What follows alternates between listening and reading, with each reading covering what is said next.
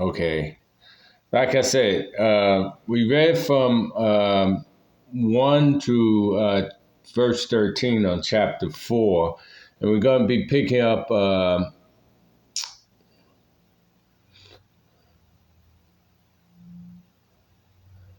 Well, we read to verse 12, and we're going to be picking up on verse 13.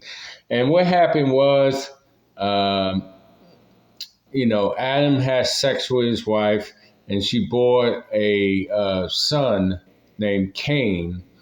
And then Cain had a brother named Abel. And because of jealousy and anger, because of other reasons that we went over in the last video, Jewish tradition and stuff like this, Cain became angry and jealous as to why God accepted Abel's offering rather than his. And we said last video that blood sacrifice was the way to go. That was God's requirement that a animal had to be sacrificed. Okay, that was the only way to redeem your sin or to cover your sin was through a blood sacrifice.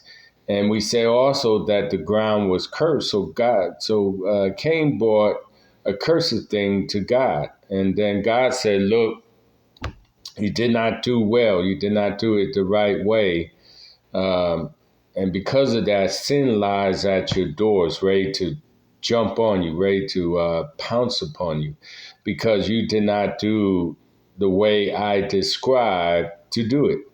Okay, and so Cain, rather than getting correction and find out from Abel, what was the right way to please God and to come before him, he decided he was going to kill his brother. Okay, and a lot of times in the world today that happens. Rather than working things out with our fellow man and finding ways where we can cooperate and live together, we rather destroy, kill, and wipe out our fellow man. That's a tendency in the world today. And so Cain,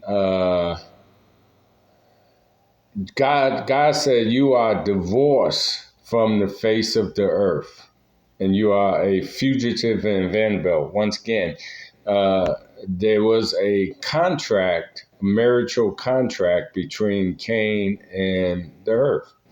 And God says, "You are now divorced from the earth because of what you did to your brother, and his blood cries unto me from the earth."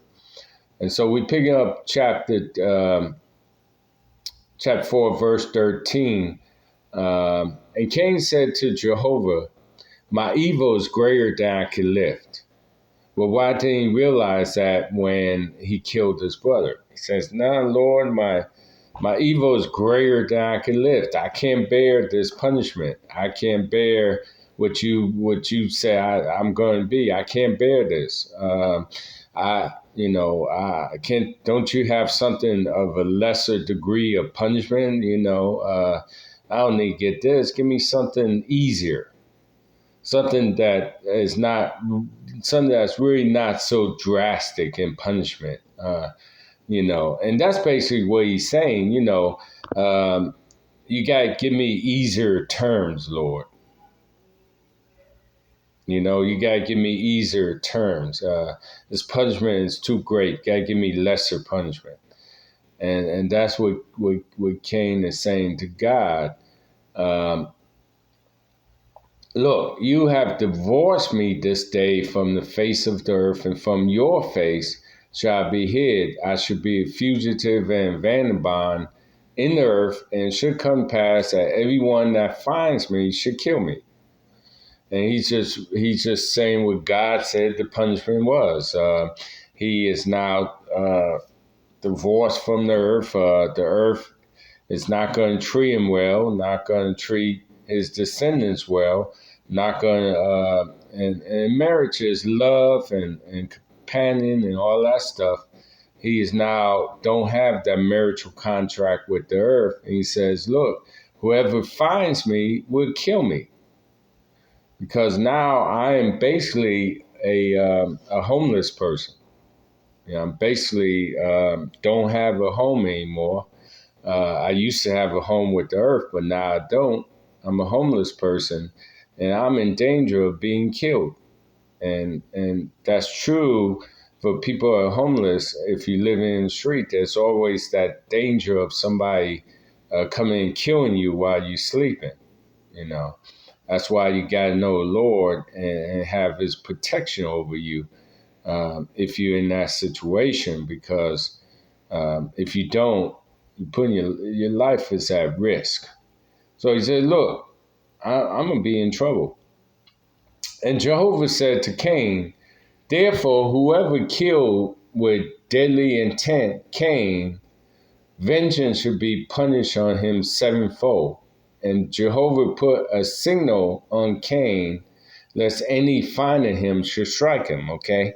And he says, if somebody comes at Cain with deadly intent, then vengeance should be put on that person sevenfold, or basically 7 times 70, basically real rough. The punishment is going to be harder than Cain, but with deadly intent.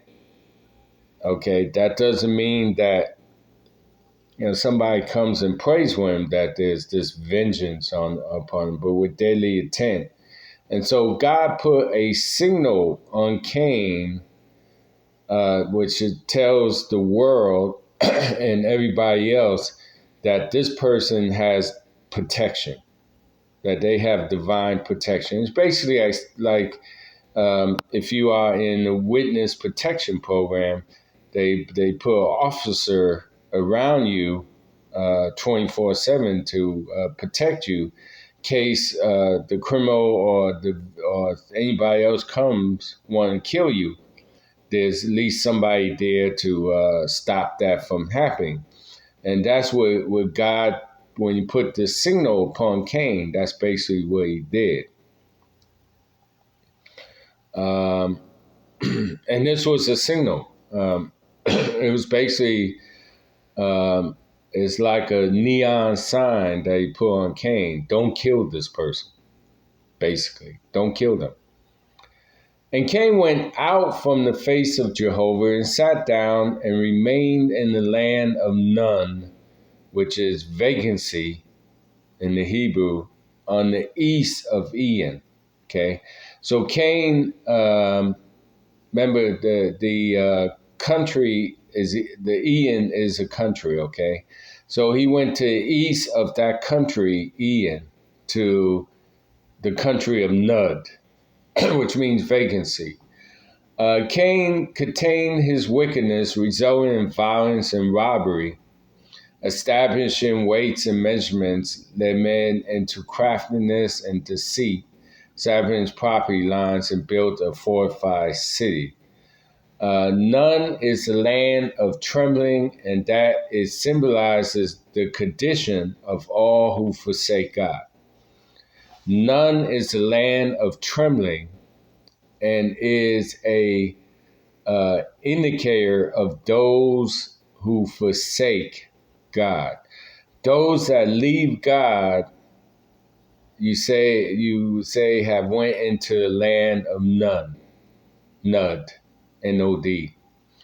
But it's an indicator of those that are forsaken God, has left God, the land of Nud. Nud was described as a desert inhabited only by ferocious beasts or monsters. Unconverted Jews was described as dwellers in the land of Nud. Okay, so Nud, according to Jewish tradition, was a land of ferocious beasts and monsters. So there was animals in that land that you wouldn't want to be in that land, because these was terrible animals that would tear you up and eat you up and all this kind of crap. Ferocious. they came at you with power, with force. Okay. And it says, interesting, unconverted Jews was described as dwellers in the land of None. Remember, None is vacancy, the land of roaming. So it says, unconverted Jews,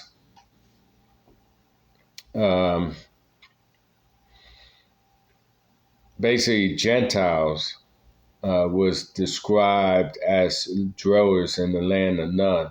The land of Nud referred to the land of sleep. So there's various things going on here with this land. It's a condition. There's a condition involved with the land of None. The condition, the heart condition of those that run away from God. The heart condition of those that forsake God. Those that do not seek after God. Those that are into self, into their own flesh. Those.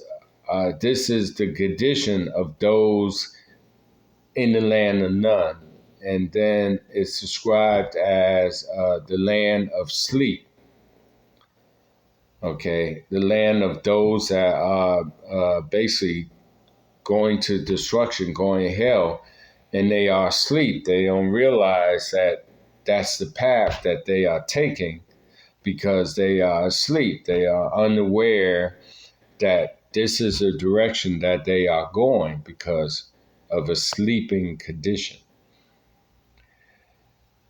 And Cain has sex with his wife, Aran, and she became pregnant and had Enoch. And Cain built a city and called the name of the city Enoch after the name of his son. So people ask all the time if it was just Adam and Eve and it was just Cain and Abel, where did he get his wife from? But the answer to that is, if you read further, it said Adam had sons and daughters besides Cain and Abel. So he had other sons and daughters, including Seth, but he had many children that was not named in Genesis. So he had a lot of other children. And what is happening here is Adwin was Cain's sister. Okay. She was Cain's sister. And at this time, I know it's incest. I know, and that doesn't say that incest is correct. Matter of fact, incest is wrong according to the scripture. But at this time, it was allowed because the human race had to multiply. It wasn't difference of families at that point. There was only one family, Adam and Eve, and their children. It didn't start having, individual families until later on. But it says Enoch was born 190 through 196 BC, okay, before Christ. So that's what's happening here, that his sister became his wife, and then he built a city after his son. That's how proud Cain was of his son. It's like, wow, I got a son now. I'm going to honor him by building a city. If the fathers built cities after their son, it would be something really big today. But most fathers would not build a whole city after their son. But he built a city and named it Enoch after his son. Okay, so he was proud of his son. And to Enoch, Cain's son was born Irad. And Mahuziel, okay.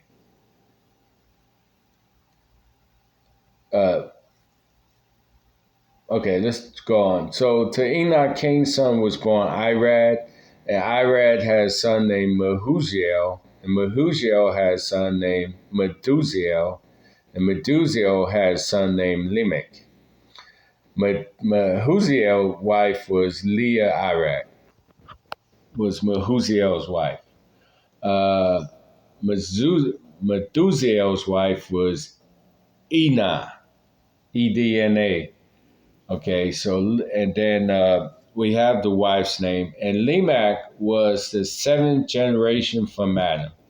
He is highlighted as polygamous and viciously murderous. Lamech is recorded taking on two wives simultaneously, and this is not God's plan. People tried to make it okay in Utah and several other places. No, God designed marriage to be one wife, a man and a woman, and that's it. And the man and the woman come together as one flesh and love each other. But it was never two wives, it was one wife. And because and when you talk about two wives, it's sin, and it's because of the evenness of man's heart that they would do it. But God's plan is for marriage, and that was instituted by God that people get married.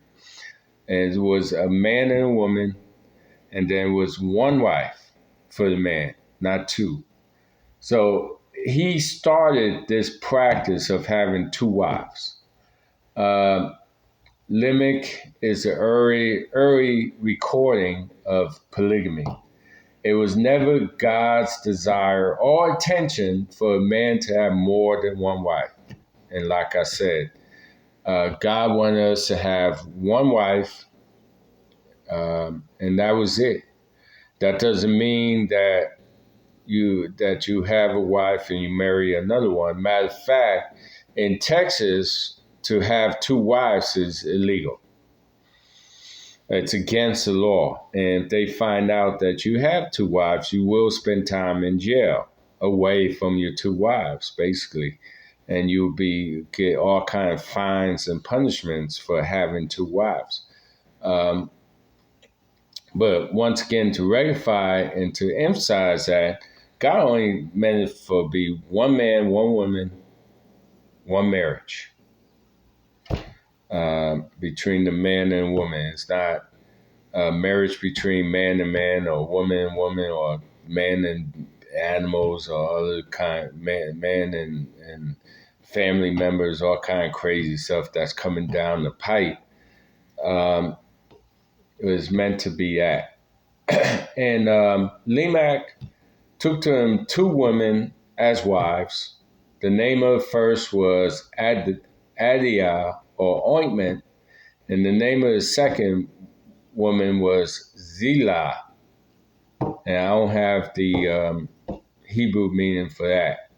So we now know that Lamech has one wife named Adiah, which means ointment. Okay, the two sons are the founders of the civilized arts. So two sons of Lamech are the founders of the civilized arts, which are thus presented as a fully human product and not as a gift of the gods, as in many mythological beginning stories of other cultures, okay? Lamech anticipated that the two wives will respond with a song celebrating his deed in keeping with the tradition in ancient Israel for women to compose victory songs. I have seen next verse. So Lamech, and further on, Lamech's going to do a speech, but basically, the women responding with victory song. We saw that with David. They sang that Saul killed 1,000, David killed his 10,000. Celebrating the deed he did in terms of liberating Israel and being victorious before God. And it's a tradition in ancient Israel for women to compose victory songs. Okay. It's a tradition.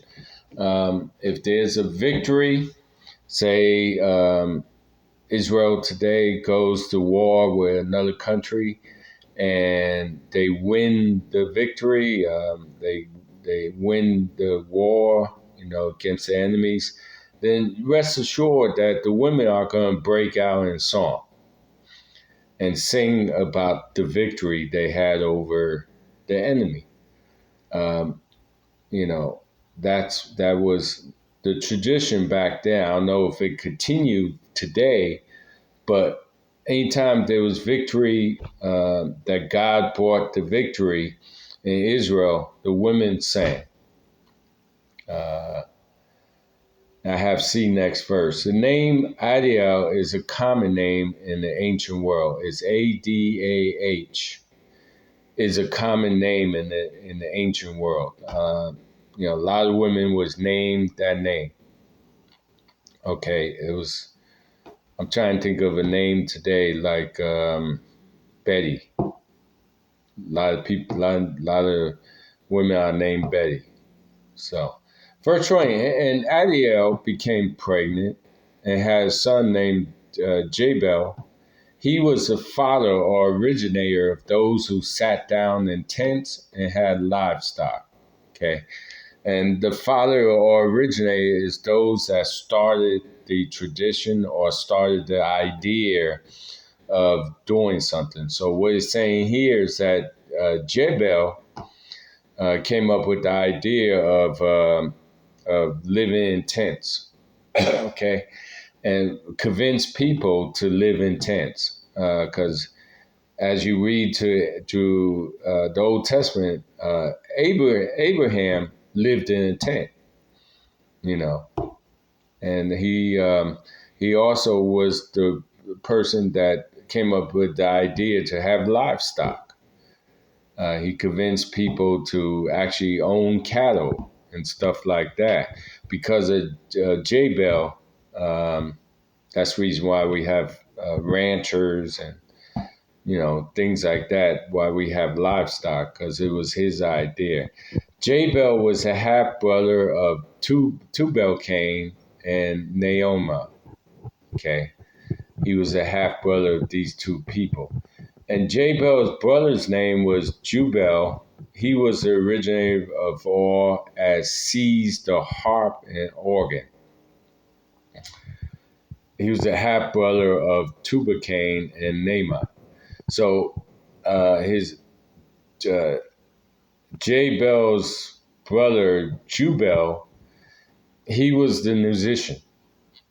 He came up with the idea of specifically the harp and the organ, having these musical instruments, not only for worship to God, but for other reasons.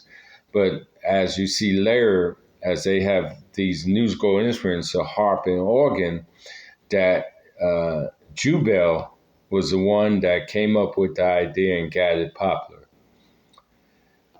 And Zillah, Lamech's wife, became pregnant and had a son named Tubal-Cain, or Cain's spices, what it means in Hebrew, an instructor of every fabricator in copper and iron, and the sister of Tubal-Cain was Naomi, which means present. So one of the wives, so Ada had two children, which was Jabal and Jubal, and they started ideas and got it popular, and now it's a common praise. And Zillah, the other wife of Lamech, had a son, so she had one children, Cain Spices, what a name.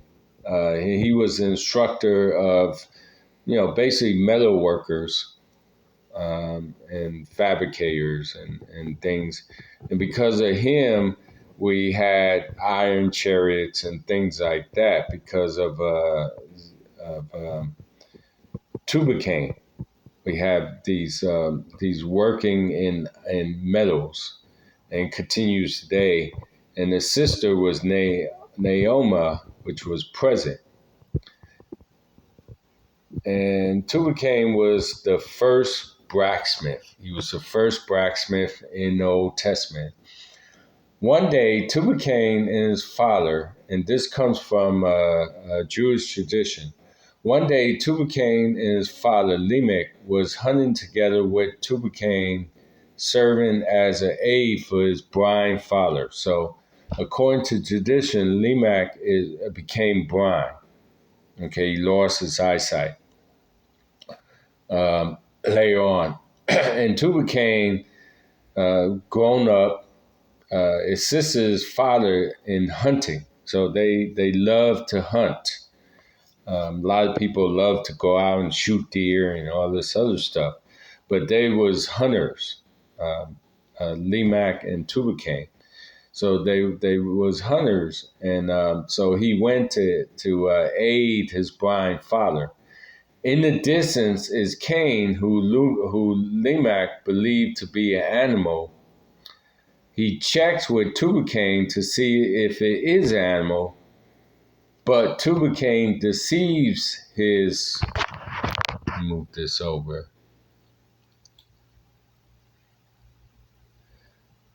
Okay, but Tubal-Cain deceives his father and lets Lamech shoot and kill his forefather Cain, possibly because of Tubal-Cain's bloodlust. Okay, so basically what it's saying, they was out hunting, and Lamech is blind. Okay, Lamech is blind. They out hunting, and Tubal-Cain has a issue against Cain. Okay, he has a problem with Cain, and he saw this as an opportunity to get rid of Cain, to take care of Cain. So Lamech saw this thing in the distance, and he didn't see with his eyes. He used other senses to try and conceive if this was an animal. Okay, because he couldn't see. If he could see, he probably wouldn't shot Cain. But he checked with Tubal-Cain to see, hey, is that an animal out there? But Tubal-Cain deceived his father and let him kill Cain. Now, it doesn't say what instrument they used to kill Cain with, whether it was an arrow, bow and arrow, whether definitely wasn't a gun. So it had to be either a spear, bow and arrow, whatever. But he killed Cain possibly because of his bloodlust for Cain. And I don't understand what went down, why there was this bloodlust. But you notice that Cain got angry and had bloodlust against Abel. And he killed Abel and spilled his blood on the ground. And it's continued in his family with Tubal-Cain. When Lamech realized what he has done, he throws his hands up in a fit of mourning, accidentally killing his son Tubal-Cain. So, according to tradition, not only did Cain die that day because of Tubal-Cain's deceit to his father, now Tubal-Cain died too, because in mourning he killed Tubal-Cain. And I guess Tubal-Cain was near enough to his father that when he raised his hand, whether it was a spear, probably went through his heart and he was killed. Cain's family is wild. It's crazy. But yeah, this tradition that, and as we go further, Cain's descendants get worse and worse. When it comes to violence and murder and stuff like that, it gets worse and worse. But yeah, and then he's going to talk about it later. Excuse me. Neoma means present. One of the first women to seduce a demon and give birth to giants, Nephilim, also named as the wife of Noah. So she was one of the first women to seduce a demon. And what we're talking about here is sexual intercourse. She was one of the first women to court a demon, to get this demon interested in her in a physical sense, and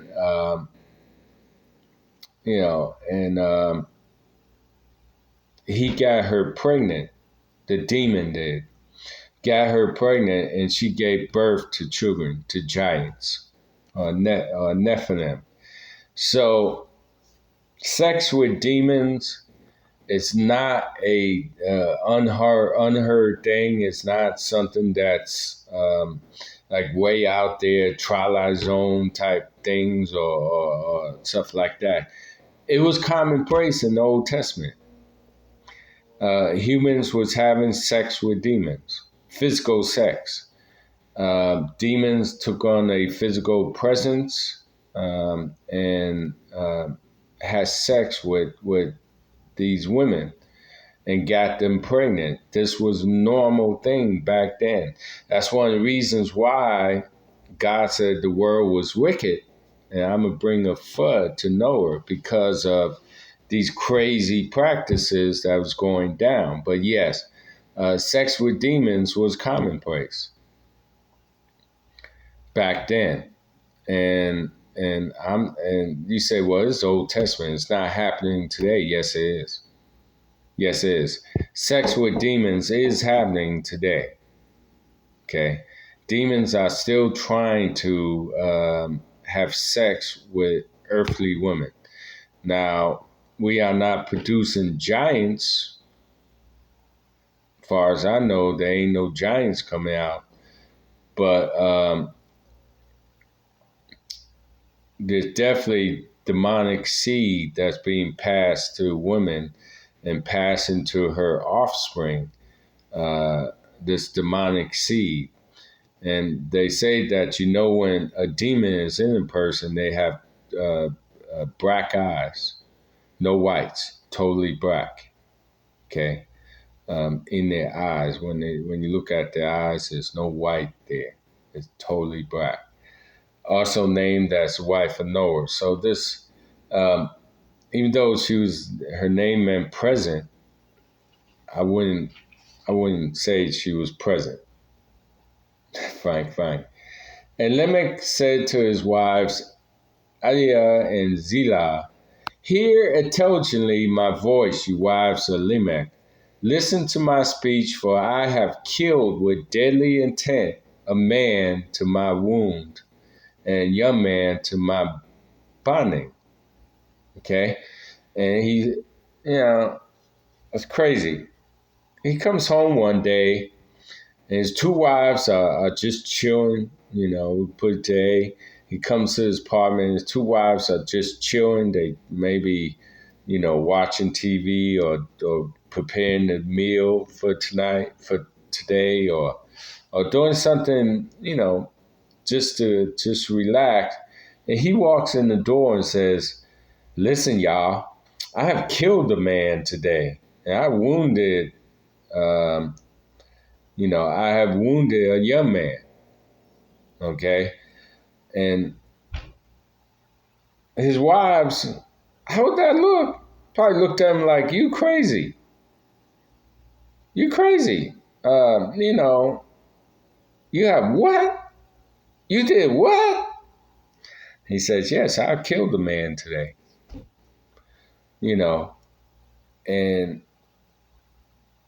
And that goes back to the Jewish tradition where he killed Cain, thinking that Cain was an animal, and then he wounded Tubal-Cain when he went into mourning and wounded him with his hand lifted up. So that's where he was speaking to his wives that, look, I didn't say Cain, but he should have said, I killed Cain and I wounded Tubal-Cain. But the expression in his wives' faces that their husband, that they live with, comes home and says, I'm a murderer. I did violence today. I'm a murderer. I kill people. The expression in their face would be like, what did I marry into? Who did I marry? Um, you know, and it's gonna affect them. And he says, if Cain should be punished 7 times, truly Lamech 70 times and 7 times. So he said, if Cain should be punished 7 times, I need to be punished 77 times.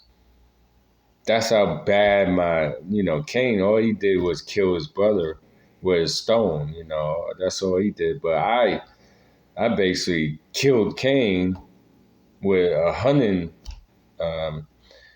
equipment and wounded Tubal-Cain next to me. And so I have 2 people under my belt that caused harm. One, the end of life and destruction. The other one just caused harm and destruction. But I didn't, and so he said, I should be punished 77 times. Okay. And so, you have that conversation at the dinner table. And if it was today's society, if the husband came home and said that, most women today would say, like, okay, I'm calling 911. I'm getting the cops out here. I'm leaving. You're going to get arrested for your statement. You're going to jail, bud. I ain't going to stick around with somebody that's dangerous and killed people. I'm just not going to stick around. I'm gone. But you notice that the wives of Lamech didn't say anything. There's no recorded record of them responding back to this statement that their husband made. Even in tradition, there's no record of what they said back to Lamech when he made this statement to him. It seems like they stayed with him. Didn't faze them. Seemed like they just, oh, okay, you did that. Okay, cool. Let's go out and eat dinner here. Everything's cool. It amazes me. It just amazes me how the reactions of some of these people. All right.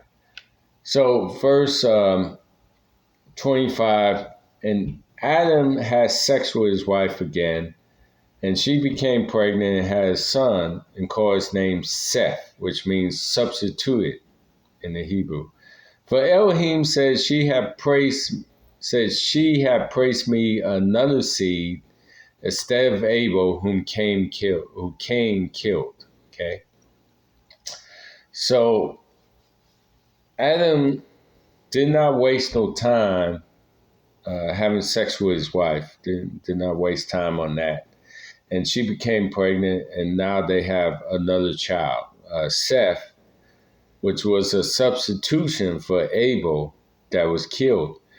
And Elohim, God said, Eve had praised me another seed instead of Abel. Now, Abel was the seed that was going to bring forth the Messiah later on. Abel was the first choice that if he lived and he had children, then his seed would bring forth the Messiah. But Cain killed him, so God says, we have another seed in Seth. So Seth descendants is going to bring forth the Messiah, bring forth the Savior of the world. And to Seth was born a son. His name was Enos or Enosh. Then began man to call on the name of Jehovah. Now, we need to explain this because if you just read that in the English, you would think everything's cool. You would think that, oh, man began to call on God. That's not so. Seth was 105 years old and had a son. So when he was 105 years old, he had Enos. Okay. Enos died at the age of 905 years old when Noah was age 84 years old. So Enos died at 905 years and Noah was 84 years old at the time. To call on the name of Jehovah meant making other things the Lord, thus the beginning of idolatry. And that's what it's saying there in the verse, is that they did not call on the name of the one true God, on God. They started idolatry. They started making other things gods. Okay. And from this point on all the way down to the New Testament, we have this plague, this curse of idolatry. We have this ego, this ugly monster of idolatry popping up. Humanistic thinking of itself as an absolute, not God. So, human nature thinks of itself as God. They do not look outside of themselves to see God. They see themselves as God, and that's it. There's nothing outside of human nature. There's nothing out there that controls us and stuff. Nothing out there that directs us. Only we direct ourselves, which is wrong. Jesus said, without me, you could do nothing. Jesus said, you need me to do anything in this world. Without me, you could do nothing. Thus, this thinking leads to idolatry, okay? And once again, idolatry could be anything. It could be your money, it could be your car, it could be, your stamp collection, it could be anything. Basically, idolatry is placing anything above God. That's what idolatry is. Placing it above God and worshiping that thing as God, okay? And that's what idolatry is. During the time of Enos, mankind made a great mistake, and the wise men of that generation gave thoughtless counsel. Thoughtless counsel. Enos himself was one of those who erred, who went astray or erred. Their mistake was as follows. They said God created stars and spheres with which to control the world. Okay? And that's where astrology comes in. There's people out there that believe religiously that the sun controls their life. There's people who believe that the zodiac signs control their life. There's people who believe that things created by God controls their life, which is wrong. None of that controls your life. God controls, he doesn't control your life. We have free will. But God hopefully directs your life if you let him, if you're willing to give him control, and he guides your steps. And once again, we have free will. He's not going to force himself upon you, but we have to give God control of our lives and release our desire to be God's, desire to control, run things ourselves and stuff like that, and give it to God. So by this time, just a reference, the descendants of Canaan, you had murder in the bloodline, you had polygamy in the bloodline, you had sex with demons, you had sex with animals, and you had astrology and idolatry coming out of the Cain and his descendants at this period, according to chapter 4. And that's one reason why when God said to go into the promised land, he said, kill every Canaanite that's in the promised land, kill everybody in there, so that you may purify the land and cleanse it. Because by the time the children of Israel got to the promised land out of Egypt, the land was corrupt. The land was evil. The land was not pure. There was idolatry going on. There was sexual animals going on. There was sexual sins going on. There was astrology going on, idolatry, all that stuff was going on in the land of Canaan. And God said, when you get there, go ahead and wipe out everybody in the land so that you as a holy nation could keep the land pure and there won't be sin in the land. Now, the children of Israel failed on that matter. They did not wipe out the people, and they did not keep the land holy and pure before God because of the leadership. Okay? The leadership was way off. So them standing for God and hang out with Elohim, which Elohim is the name of God in the Old Testament.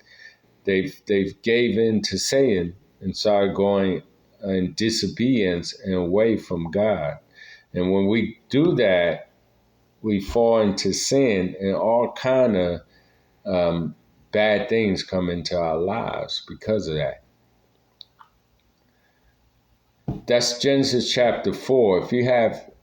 If you like this video, if you want to support this ministry, you could give to Cash App, #TotalResponse3, and I will use the money to further this ministry and keep it going. This has been Kevin Thornton for the Jesus Christ Lighthouse Broadcast Ministry, JCLBM, out.